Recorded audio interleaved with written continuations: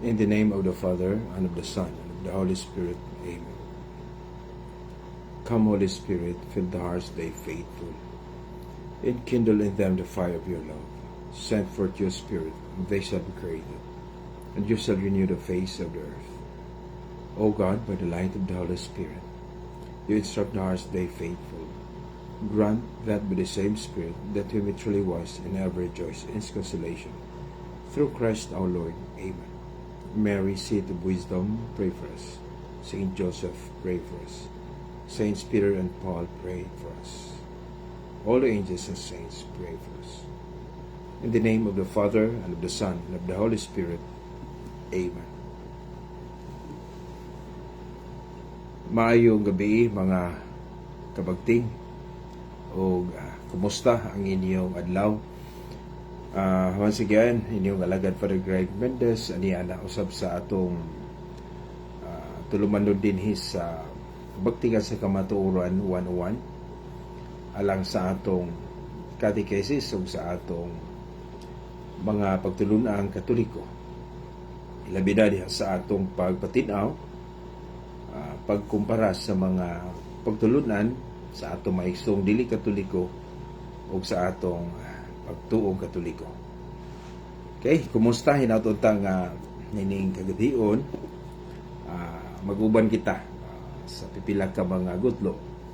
Maayong adlaw, maayong buntag alang sa ato sa laing dapit sa atong kalibutan.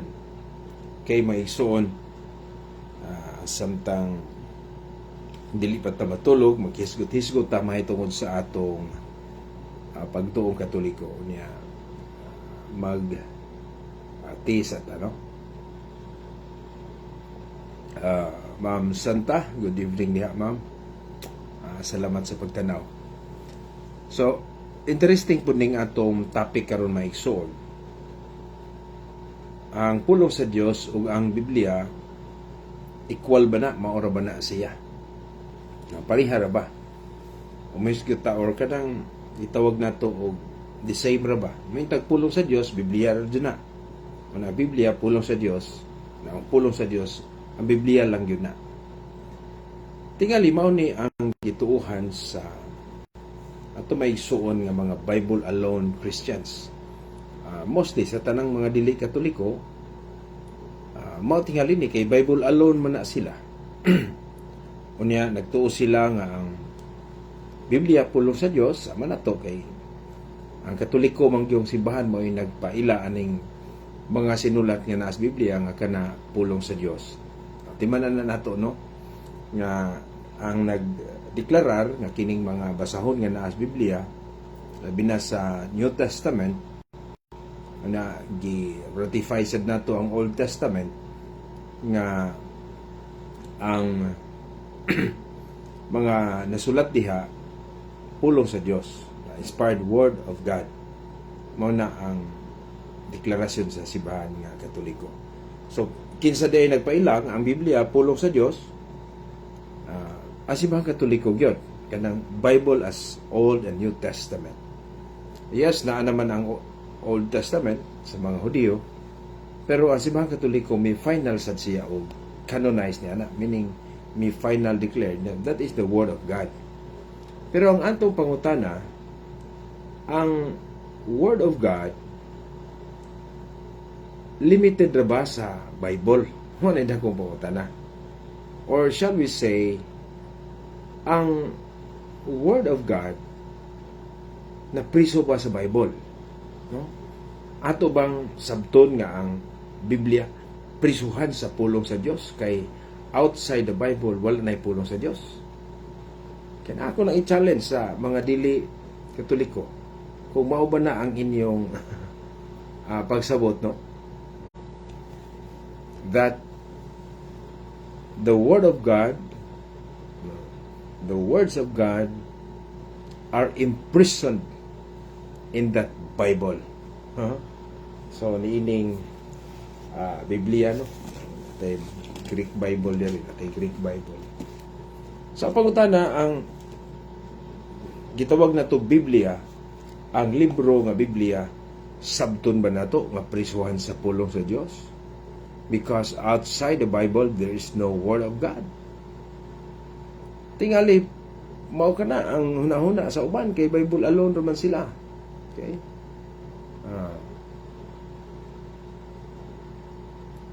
Diyan ang utana, Father, sakto ba ko nga mas importante ang Eucharistia kaysa Biblia? Practically, yes. Kay ang Biblia dili man gud necessary nga isulat gyud og gikan sa panahon sa atong Ginoo. So imagine 33 to mga 50s, year 50s, wala pa man gud magsulat. Pero naa na Eucharistia. Kaya ang Eucharistia magigibilin sa Ginoo. Ang Ginoo wala magbilin og Biblia. Sultihan na gyud. Makaingon kita nga ang makaluwas sa tao, mao ang Eucharistia, ang sakramento, gibilin sa Ginoo. O isulat siya og dili, naa na ang giya sa kaluwasan. Ang simbahan nakadawat na sa pulong sa Dios verbally from Christ Himself. So, ang atong hunahon, if ever wala magsulat kining mga apostoles, yes, naa ng Old Testament. Kung wala magsulat ang sila San Pablo, silang San Pedro, guban pang New Testament writers, ang pangutana, dili ba ta maluwas? Dili man nato madawat ang grasya si Ginoo? Madawat nato. Sama pananglit sa Eucharistia, giabansay na nila without yet wala pa ang writings, wala pa ang mga sinulat. Muna nga, sa tuyod nga, ang gibilin ni Kristo sa iyang simbahan, mao ang mga sakramento, mga pagtulunan. Mga pagtulunan nga, at first, wala masulat. Okay? Okay. Makaingon ta nga, ang nag-una yun, ang priority is the Eucharist. Kay, niantong panahon na sa panangit sa gisulti sa buhat 2:42 katos 46 nga ang mga unang mga early Christians nagtapok sila, wala pa may simbahan sa kapilya dito sa mga balay-balay. Una gibuhat na nila ang pagpikas-pikas sa pan, that is the Eucharist. Una naminaw na sila sa mga pagtulunan sa mga apostoles, but they are not yet reading the New Testament. Maybe they're reading the Old Testament, pero ang pagtulunan sa Ginoo kay wala pa man masulat, ilang gisangyaw. Pero ang mga tao nakadawat gihapon sa kamatuoran. Ingana mga igsoon ang hitabo. Pero ang isyu mao kini. Okay? Ang isyu mao ni. Ang Biblia ra ba mo'y pulong sa Dios? Sa ubang tinuhan mo rin na kay ug mo sila naapay pulong sa Dios outside the Bible, ano may lain ang gitawag naman natong apostolic tradition. Sa Catholic Church makaigsuunan, maingon kita nga the Word of God is both the written and the unwritten apostolic tradition. Na kana gisulti po na mismo sa Biblia. Sa 2 Thessalonica 2:15, sa mga sinulat o sa mga wala masulat. And that is the real apostolic tradition sa simbahan. Mao na gituuhan nila. Mao na gipatuo ni San Pablo nga tuoy ang among giwali ug among gisulat. Sa ito pa, ang pulong sa Dios wala mapriso sa Biblia. Dili pareha sa ubang tinuhan nga ilang gipriso ang pulong sa Dios diha sa Biblia. O nasayop gyud sila ni ana. So for us, the Word of God is both. Timan niya, ang pulong sa Dios maghisgot nga sa Catholic theology. Ang pulong sa Dios mao ang balaang tradisyon nga gikan pas mga apostoles, gikan sa atong Ginoo nadawat sa mga apostoles ug hangtod karon ug ang mga sinulat. So both the apostolic tradition and the written scripture guides the church. No? Guide mo naggiya sa simbahan. So kini atong mga pananlit atong mga practices, daghan kay tang mga gibansay, ang atong mga sakramento, paagi diha, ang uban diha gikan gyud sa tradisyon. Unsa ang pagmisa? For example, unsa ang pagmisa? Usahan ay sa pagmisa. Wala man na sa Bible nga inganaon pagmisa. Pero klaro ang sinulat nag-ingon nga adunay Eucharistia. Pero giun sa paghimo, that is the work of the tradition. Unsa ang pagbunyag? No?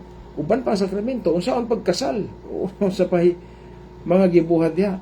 For example, anointing of the sick sa Santiago 5:14 ngadto 15. Pero naa diha nga ang usa ka maskiton kanang santalanahan, no, gamitan og lana, ana mapasaylo yang mga sala. Nagibutang niya, pero how? That is not specified, written in the Bible. Mo na nga ang gitawag na tuog tradisyon na diya. Pero nga itong maigsuon ng mga dili mo tuog tradisyon, Biblia ra sila, naghimo mo silang kaugalingong tradisyon. Sama pananglit sa the way sila mo simba, the way sila mag bautismo, magbunya. Asa man basa sa Biblia ang inganaon? Unsa ilang isulti, no? O magsimba sila unsay sinugdanan usang pagsugod sa tunga-tunga. Kana maghimo silang mga kapilya na ba nag-specify ba na diha sa Biblia? Wala ba ya?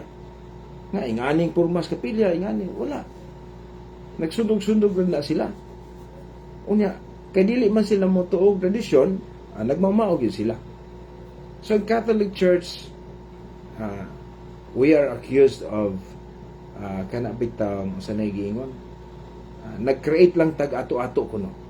No, we are not creating something, but we are following the apostolic tradition. Of course, gitawag na to development, no? But the essence remains. Doon ay mga development. For example, kining ato pagsimba, no? Nagkadaghan naman ta kining atong mga sa una masilay kapilya nakaambot. Sa mabasa nga nagtukod San Pedro kapilya, we don't know. Wala man na isguti. Pero makaingkwit ang nagbilin sa sila sa idea nga doon na kita gitawag house of worship. Pero mao na ang ato maigsuon nga Bible alone, giprison nila ang pulong sa Dios. Okay. Another point mga igsuon, nga si Kristo ang pulong sa Dios. Okay? Christ is the Word of God. Ha? Pagkutana, napriso ba si Kristo sa Biblia? Wala.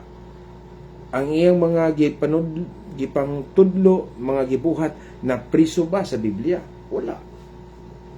Matod pa ni San Juan, 21-25, daghang gibuhat ang atong Ginoo.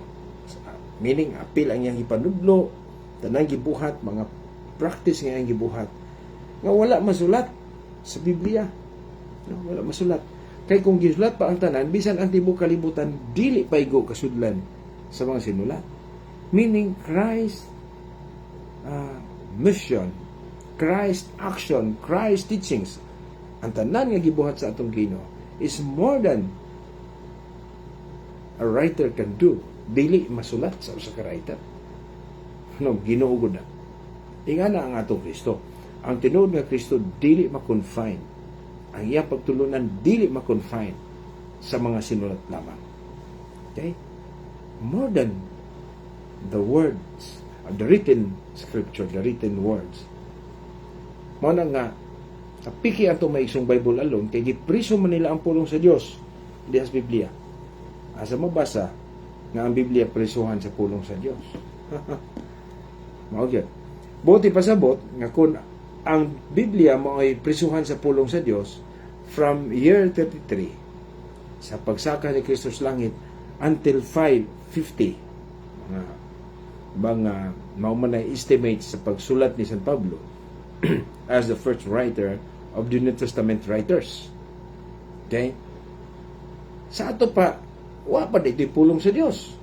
Or kung naa pulong sa Dios to, ilang nadawat, na sa pagsulat na, gipriso na dito. Bitubag ko mong mga dili katoliko diha. What's your idea? No? Kung moingon sad mo nga ang Biblia dili mao ang prisuhan sa pulong sa Dios, unsa may laing pulong sa Dios? Of course, si Kristo pulong sa Dios. The incarnate word of God. John 1:1, John 1:14. Pero ang pangutana, sa dihang gisulat, niingon na ba ang simbahan nga, mauna lang yun na ang pulong sa Dios? Diha na sipyat ang atong mga isong dili katoliko nga mga Bible alone. So ato ning gitagad ning kuana kay ato na magoy naghisgot ni ana, no? Mao na nga magbantay ta maigsoon, di ta magpailad, no? Karon na atong nakita gyud nga yes, ang Biblia gitawag nato og pulong sa Dios. Pero wala mo ingon ang sibahan nga ang pulong sa Dios maora lang na as Biblia. Because the gitawag nato og apostolic tradition, ang balaang tradisyon, gitawag usab nato. We treat them as the Word of God. The two sources of the Word of God is both the apostolic tradition and the written scripture. Di man na. Pero ang ubang isu nato, Bible alone lang yun. Kung Bible alone lang, asa man nimo pamamatud-an ng pulong sa Dios, gipriso sa mga litera. Dili na pulong sa Dios kay mapriso man. So hinaut maigsoon nga masabdan ni nato mga dako yung sayop ang ato maigsong dili katoliko nga Biblia ra ituan. Mayon sila nga Biblia ra gyud, di ta mo tuog encyclopedia, dili ta mo tuog history. Kay ang Biblia, ang history kuno dili kuno gitawag og libro sa kaluwasan. Grabe kining mga mao ni pangilad sa atong mga igsoong mga pastor. Aron ang ilang mga sakop dili na lang mag-research sa history, dili na lang mag-research sa mga encyclopedia. Piki man sila maigsoon sa encyclopedia. Kaya ang mga encyclopedia, standard references, maghisgot kita o Catholic Church. Origin of the Catholic Church. Christ. It was founded by Christ. Pero ang origin, founder sa tanang mga dili Katoliko, doon na may human founder na dili si Kristo. Mo nang apiki sila sa encyclopedia o sa mga history, mo nang ilang i-deny. Karon, na tayo mga modern way of researching, ang AI makaigsuunan. Meta AI, ChatGPT, o sa padadiha, Perplexity, o uban pang mga muhatag na itong information. Ilan na sadang i-deny. No? Dili na wala na ito isipang nga pulong sa Dios. Apan mga pulong nas kamatuoran. Ang ilag yun, ilatang lipat-lipaton. Mana nga, ayaw mo doon maigsuon nga may di na tamutuan ang encyclopedia. Nag-eskwela magkata. No? Kung dili pa tamutuon ni anak, anong inig-eskwela na to? Magka-research man tani anak. Grabe na sad na. No? Mo ni pagliso Diyos ka matuoran sa atong mga igsuong pastor kay piki magud sila. No? Pangutana ang AI. Kada kay besan pag-asa i-Google nimo. Ngano man gyud na og i-Google, ikaw nga dili katoliko, naa may founder nga dili si Kristo sa imong tinuhan. Pero katoliko ka nganong si Kristo man ang founder. Sumo na mapiki sila, no? Manang maigsoon, manay challenge nako sa mga non-Catholics. Ang Biblia ba mao ang prisuhan sa pulong sa Dios?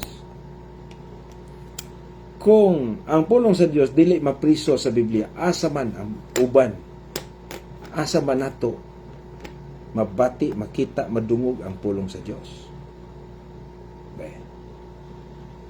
Daghan mga ato maisong nga dili katoliko, pero daghan uban ani maison ana na sila mo comment human sa atong live. Pero kay bawo mo maison, ako welcome ko diri sa Facebook, diri sa atong live. Aktual man sud ni, live man ni. Welcome yun mo mangutana, masupak o maki-discussion, pwede ra.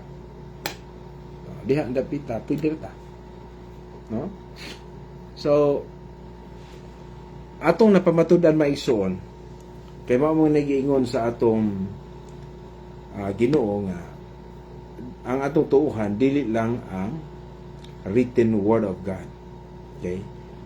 Ang giwali sa mga apostoles giisip usab nga pulong sa Dios. No? Ang gitawag nato tradisyon. Sa 2 Tesalonica 2:15 ingon ni ang gisulti ni San Pablo. So then, brothers and sisters, stand firm and hold fast to the traditions that you were taught by us, either by word of mouth, oral tradition, or by our letter.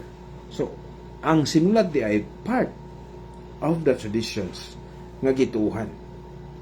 Mao ni nga pikining ato maigsoon aning ang ilang pulong sa Dios maura ang Biblia dili gyud, no? Si San Pablo sa nagingon sa 1 Corinto 11:2 atud pa niya na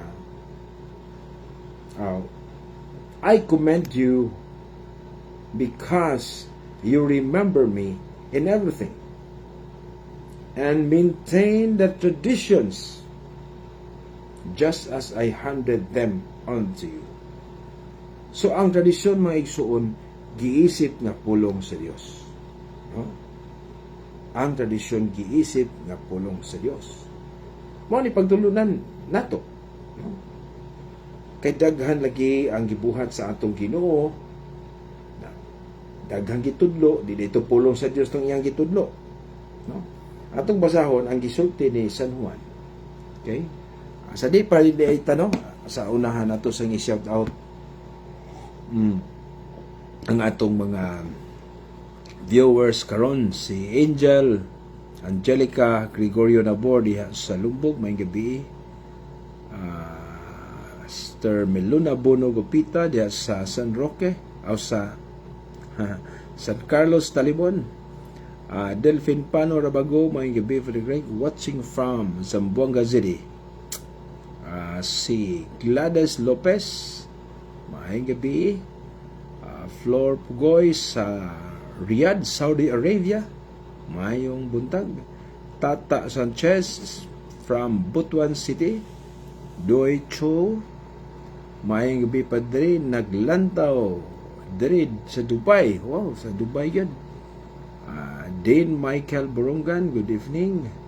Mr. Bernard Ibar Sabal, Joan Acedo Kahis, mayong gabi. Kini si Sister Joan Osanika Mormon, mga igsoon, o karon hingpit na nga nahimo katoliko, nabunyagan na nato. God bless, Joan. Ma'am Imelda Bono Itang, maayong gabi diha San Agustin. Jomar Arojo, salamat sa tubag, Father. Sakto jod di ko. Okay. Artemio de la Pozo, oy Brad Timio diha sa Lumbog. Musta? Atong gining mga aktibo kayong mga lagad simbahan. Rinante Maghinay Albos, BE. Okay. Ma'am Santa Molihon. Og kisa pa ni Edwin Sukurin Anyos. Oy Brad, hay kumusta na gid? Marag dugay ni kita makita dihas kan Suwaob, Pasanan, Inabanga, Bohol. Brad Edwin Anyos, no? So, salamat kay Brad. O i-share ni ninyo kamong mga nag-comment diha, nagtan-aw, i-share ni ninyo bisan asa sa inyong mga friends or i-share gid sa inyong wall, no? Nico Pilais, maayong gabi diha Father Greg, watching from Angeles City, Pampanga. God bless you. Okay, from Angeles City. So, I don't know, na ba tayo mga viewers po ng mga Tagalog speaking? So, sana maintindihan tayo kasi Bisaya English tayo dito. No? Mary Jane Robia. Good evening, Father, from San Carlos, Talibon. Okay, sa San Carlos. So sa lahat ng ating mga taga-subaybay dito sa ating Facebook page, Bagtingan sa Kamaturan 101. So paki-share mga kapatid. And let others follow also. So sa ating sa ating mission dito sa sa ating platform mga kapatid. Tagalog na tagamay no. Makaingon kita nga sometimes it's difficult to call people for like this to share, to teach people, but it's easier that this teaching through live broadcast, through our Facebook page or platform, na makapunta kami sa inyong mga cellphone. So, need talaga itong klaseng platform, no? Para makapunta kami, ako mismo makapunta sa isa't isa sa inyo through cellphone. Master Bernardo Barsabal, asa naka si Julito, Father? To 2026 naman. Nagpabilin gihapon sa ilang mga hinambog, sister, pero wala na mo sipot, no? Si Brad Julito Daig, isang evangelist sa SDA, na may topic pa siya, no? Ang iyang topic, i-resolve niya na the Bible is the pillar and foundation of truth. Natakot na talaga si Brad Julito. So, maski ganyan siya, pwede naman akong ma-dialogue. So, I'm open. Pero, hindi na ko yung personal kasi wala akong time dyan. So, dito lang. Kasi, fair naman tayo makig-dialogo dito sa page ko. No? Yung nag-dialogue kami ni Julito Daig, parang mas taas ang iyang time. No? Sabi ng mga viewers ko na parang mas taas ang iyang time. Ang ako mas gamay lang, pero dito nakita, no? Piki magid sila. So ako na lang ilantad niya ang first question kung nibarug pa siya sa maong topic na pamatudan niya ng Biblia, pillar and foundation of truth. Ang my first question is simple. Anong nakasulat sa 1 Timothy 3:15? Akong ipabasa, mora na. Natakot na talaga. Pero, parang sinabi niya na, siya mismo, nagsabi na, talo talaga ako. Talo. Pero sagdi lang, di man ta mag-judge, daog ta. Diyan na to makita if we review the video, no? Sir Loridel Tikong Corpos, maayong gabi, Father Greg. Happy New Year. Bitaw. Dugay na jud ko wala makasapon sa imong live. Replay ako kita now. Sige lang, no? Always pray for me na itong commitment natin, itong apostolate natin dito sa Facebook, magpatuloy tayo. Kasi ito yung parang mas easier way sa ngayon, sa ating modern times with our modern technology. This is the easier way that our teachings ay makapunta isa't isa sa mga okay. Sorry pag may bagal sa signal. So, sahay mo hinay ang signal yun na to, pero sagli lang. So, let others follow. Ma'am Anita, Cuarteros Kaduyag, good evening, ma'am. Salamat sa mga pulong nga now pa mi na uli gikan sa kapilya nga G San Roque, okay? Sa ating mga parokyano mga kaigsunan. So, yan na mga kaigsunan, no? We don't believe that the Word of God is confined only in the Bible, no? So, this is another challenge, no? Sa ating mga kapatid sa ibang sekta, sa ibang churches. Ano ba? What is the Word of God? Is the Word of God equal to Bible? No? So, problema na sila diha. So, si Sister Mansing Kambal, maayong gabi, ating mga parokyano, no? So maigsoon, wala gyud nag-ingon si Kristo nga ang iyang pulong maulamang ang nakasulat. So you cannot read that, no? Hindi kayo makabasa diha sa Bible na ang Word of God yun lamang ang nasa nakasulat. Kahit kung ang Word of God maulang ang nakasulat, sana yun ang sinabi ni Kristo, no? Panglakaw kamo sa tibuok kalibutan ug magsulat kamo. Maunta na iyang gisulti, no? Kung nagplano pa si Kristo nga ang iyang pagtulunan, no?